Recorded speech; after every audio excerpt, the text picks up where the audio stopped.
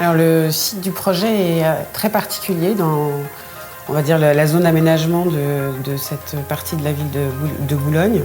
Donc on a beaucoup réfléchi parce que pour nous, à l'agence, c'est très important d'offrir une vraie qualité de logement avec de la lumière, un maximum de vue, des logements traversants.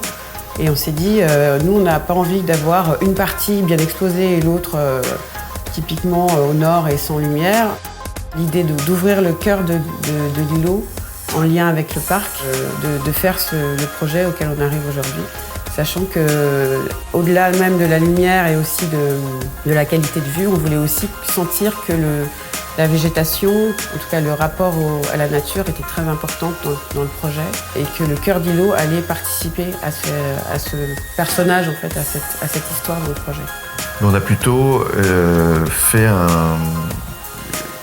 un regard contextuel sur les façades, entre les façades orientées parc et les façades orientées ville, pour essayer s'insérer le mieux possible dans ce contexte. C'est là où intervient finalement cette première envie d'un moment prendre, comme le parc allait rentrer dans le projet, on voulait que ce parc s'imprègne très très fortement sur les façades, donc à travers la végétation, donc des balcons, des bacs pour pouvoir planter au maximum.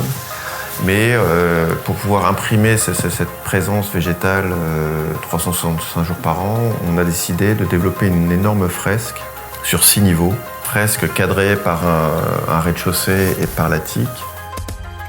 La fresque qu'on a mise en place, en fait, devait vraiment avoir une certaine subtilité, notamment le fait d'avoir choisi véritablement des triangles. C'était quelque chose d'assez particulier dans la composition et donc on avait besoin d'avoir un panel de couleurs très large pour pouvoir sentir ces effets de nature sans être vraiment de la nature, mais en tout cas quelque chose qui paraît naturel.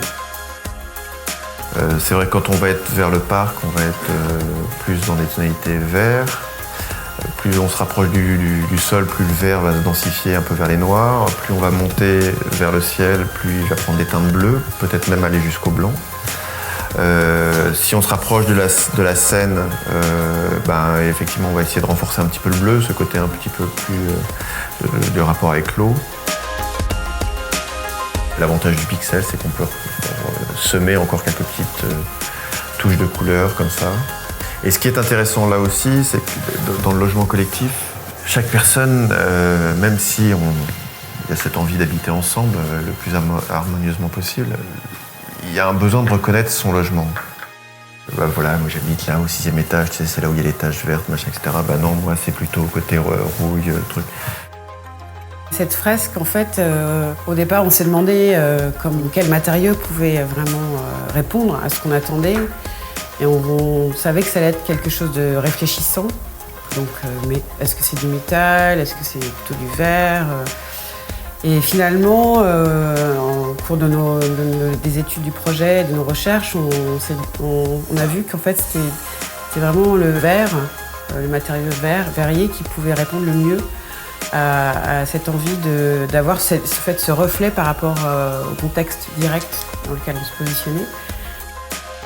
On savait très bien qu'il fallait essayer d'être le plus performant possible. Et pour nous, il était inacceptable de ne pas passer par une solution d'isolation par l'extérieur. Donc le rapport au rez-de-chaussée, à la rue, comment rendre le matériau et avoir un matériau durable et pérenne. Donc c'est pour ça que très rapidement, on est allé vers l'enduit monté sur bardage. L'enduit, on le voulait volontairement qualitatif parce qu'on est on voulait pas qu'il y ait une partie pauvre aussi dans notre bâtiment et une partie plus riche, entre guillemets, liée à cette partie de verre émaillé. Donc on a, en fait, c'est un enduit sur 3 passes qui est taloché, poncé, taloché, poncé et à une très très belle qualité de surface. Au-dessus donc de cet enduit sur bardage, on a notre verre émaillé monté sur sa structure. Chaque panneau arrivant sur notre rame de 1 mètre. Donc on a des panneaux qui font 1 mètre de large sur 2,60 m de haut. Et enfin en attique, moins accessible au public, ou en tout cas aux potentielles agressions de la vie urbaine du bâtiment.